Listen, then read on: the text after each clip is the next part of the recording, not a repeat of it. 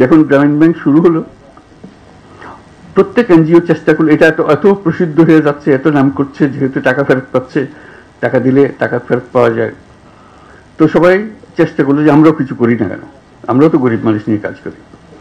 প্রত্যেক এনজিও চেষ্টা করলো যে এটা করুক, ক্রমে ক্রমে প্রসার হতে আরম্ভ করলো। ক্রমাগতভাবে এর মধ্যে নানা রকমের নতুন নতুন জিনিস ঢোকাতে আরম্ভ করলো, নতুন আইডিয়া নিজেদের সুবিধার জন্য করতে আরম্ভ করলো। এটা ভবিষ্যতের জন্য খারাপ হবে এটা মনে করে যে এটার কোনো একটা রেগুলেটরি অথরিটি হওয়ার দরকার। আমরা বাংলাদেশ ব্যাংকের সঙ্গে যোগাযোগ করলাম, বাংলাদেশ বলছে এটা আমাদের কাজ না। অর্থ মন্ত্রণালয়ের সঙ্গে কাজ করলাম, অর্থ মন্ত্রণালয় প্রথমে খুব গুরুত্ব দিল না, পরে বললো যে কি করতে হবে আমাদেরকে বলে। তখন আমরা বলি একটা রেগুলেটরি অথরিটি হওয়ার দরকার, কারণ যে হারে এটা বাড়ছে এটা একটা বড় রকমের সমস্যার সৃষ্টি করতে পারে।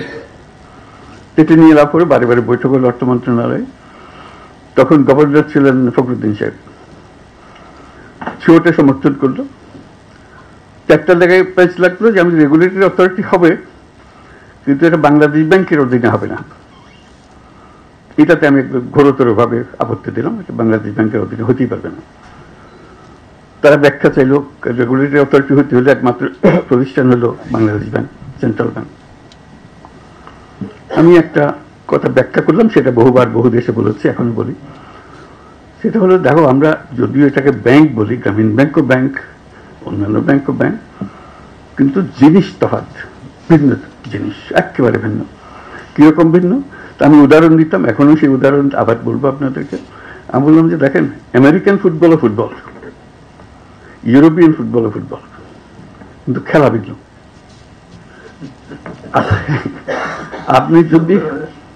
আপনি যদি ইউরোপিয়ান ফুটবলের রেফারিকে নিয়ে আমেরিকান ফুটবল চালাতে চান, ইট উইল বি ডিজাস্টার, পাগল হয়ে যাবে সবাই। আপনি বলছেন যে বাংলাদেশ ব্যাংকে দিয়ে, সেন্ট্রাল ব্যাংকে দিয়ে ক্ষুদ্র ঋণ রেগুলেট করবেন। বাংলাদেশ ব্যাংক তো ক্ষুদ্র ঋণ জানেই না, সে তো ইউরোপিয়ান ফুটবলের রেফারি, তাকে রেগুলেটরি অথরিটির দায়িত্ব দেওয়া ঠিক হবে না।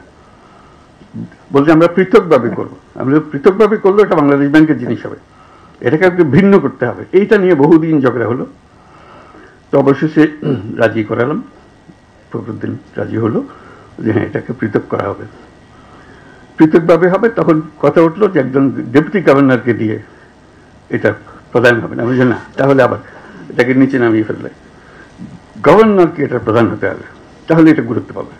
ডেপুটি গভর্নরকে দিলে সে গুরুত্ব পাবে না। এটা নিয়ে আবার ঝগড়া হলো, মতবিরোধ হলো, অবশেষে সেটাও রাজি হলো। তারপর এটা এখানে আমাদের অফিসে এরা করবে। আমি জানি তো এই অফিসে, বাংলাদেশ ব্যাংকের অফিসে এটা হতে পারবে না, এটা ভিন্ন পৃথক জায়গাতে হতে হবে। মানুষ যেন জানে তার রেগুলেটরি অথরিটি ওইটা। বাংলাদেশ ব্যাংকের সঙ্গে কনফিউজ করে ফেললে বাংলাদেশ ব্যাংকের ইনফ্লুয়েন্স আসতে থাকবে, যেই করো ওই করো, এটা ঠিক হবে না। অবশেষে সেই হলো, আজকে সেটা নতুন বিল্ডিং হলো। এটি হলো আমার শেষ বক্তব্য, যে আমি খুব খুশি হলাম যে এটা পৃথকভাবে হয়েছে, খুব সুন্দরভাবে হয়েছে। যারা পৃথকভাবে করেছে তারা বাংলাদেশ ব্যাংকের অনেক লোক ছিল, কিন্তু তারা জিনিসটা বোঝার চেষ্টা করেছে এবং সেই বোঝার প্রতি সম্মান করে তারা সেই নিয়মকানুনগুলো করেছে। তারা যদি বাংলাদেশ ব্যাংকের অন্যান্য ব্যাংকের যে রেগুলেটরি নিয়মকানুন এগুলো এটার উপরে যদি স্থাপন করতো, তাহলে মাইক্রো ক্রেডিট সেদিনই শেষ হয়ে যেত, ওরা আর খুঁজে পাওয়া যেত না। তারা যেহেতু এটাকে সম্মান করেছে, বোঝার চেষ্টা করেছে, সেটার নিয়ম ধরে ধরে তারা অগ্রসর হচ্ছে, তার জন্য আজকে এতদূর অগ্রসর হতে পেরেছে। আমি তাদেরকে বাহবা দিচ্ছি, ধন্যবাদ দিচ্ছি। বাংলাদেশ ব্যাংকের যারা এখানে এসে কাজ করেছেন এবং এই মাইক্রো ক্রেডিট রেগুলেটরি অথরিটি এতদূর নিয়ে এসছে, তাদের সবাইকে অভিনন্দন জানাচ্ছি যে এই কাজটা এতদূরে নিয়ে আসে।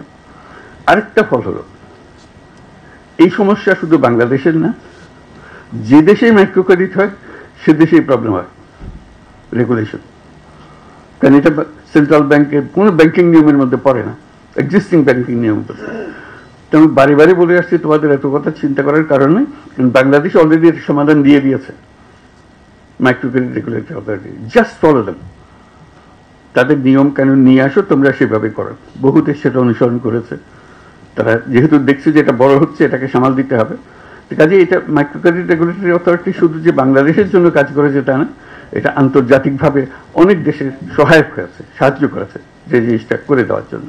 তো সেটার জন্য আমি অভিনন্দন জানাচ্ছি মাইক্রো ক্রেডিট রেগুলেটরি অথরিটিকে, যেটা পৃথিবীতে একটা দৃষ্টান্ত স্থাপন করার জন্য, একটা অধ্যায় সৃষ্টি করার জন্য।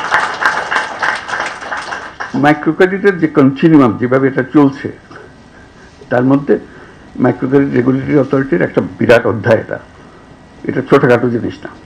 কাজে এই সম্মান, এই ঐতিহাসিক গুরুত্ব আমরা তাদেরকে দেব, অবশ্য পৃথিবী দেবে, দেশ দেবে, যে গুরুত্বপূর্ণ ভূমিকা তারা পালন করেছে এবং সুন্দরভাবে পালন করেছে। সেই জন্য আমরা তাদেরকে ভাবা দিচ্ছি এত সুন্দর করে পালন করে। এটা সহজ জগৎ নয়, এটা নিশ্চিত করে বলতে পারি এটা সহজ জগৎ নয়, কিন্তু তারা এই জগৎকে অত্যন্ত সুন্দরভাবে পরিচালনা করেছে এবং করছে। ভবিষ্যতে আশা করি আরো সুন্দরভাবে এটাকে পরিচালনা করবে। অনেকগুলো বিষয় আছে, আমি মাঝে মাঝে কথাগুলো বলেছি, আজকেও আবার বলি, সুযোগ পেয়েছি, যে এখন আমরা এমন স্তরে এসেছি মাইক্রো ক্রেডিটের যেটা পরিসংখ্যান এখানে দেওয়া আছে, আর নতুন চিন্তা করতে হবে এখানে।